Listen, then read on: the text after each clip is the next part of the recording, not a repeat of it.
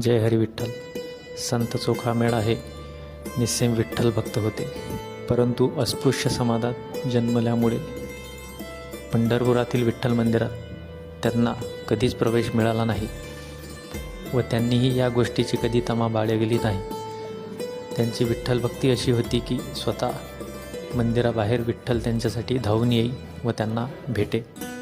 एकदा असंच विठ्ठल मंदिरातील एका पुजाऱ्याने चोखामेळा यांच्या गालात चापड मारली आणि तो पुजारी मंदिरात आला तेव्हा चोखामेळांना ज्या गालावर त्याने चापड मारली होती, विठ्ठलाचा तोच गाल सुजलेला त्याने पाहिला. असंच एकदा चोखामेळा रस्त्याने जात असताना त्यांना केळी दिसली तेव्हा त्यांच्या मनात आले की विठ्ठलाला केळी खाऊ घालावी. त्यावेळी त्यांनी केळी घेऊन विठ्ठल मंदिरास विठ्ठलाला देण्यास पुजाऱ्यांना विनंती केली. तेव्हा पुजाऱ्यांनी केळी न घेता त्यांना अपमानित करून परत पाठविले. चोखामेळा काही एक न बोलता स्वतःच्या झोपडीत येऊन विठ्ठलाचे भजन करू लागले.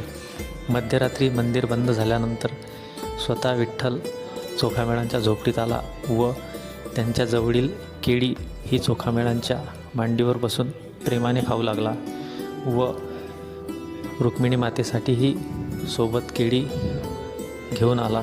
दुसऱ्या दिवशी सकाळी जेव्हा पुजाऱ्यांनी मंदिराचे द्वार उघडले तेव्हा विठ्ठलाच्या कमरेला केळी बांधलेले दिसले. तेव्हा पुजाऱ्यांना संशय आला की चोखामेळा रात्रीच्या मंदिरात आले असावे.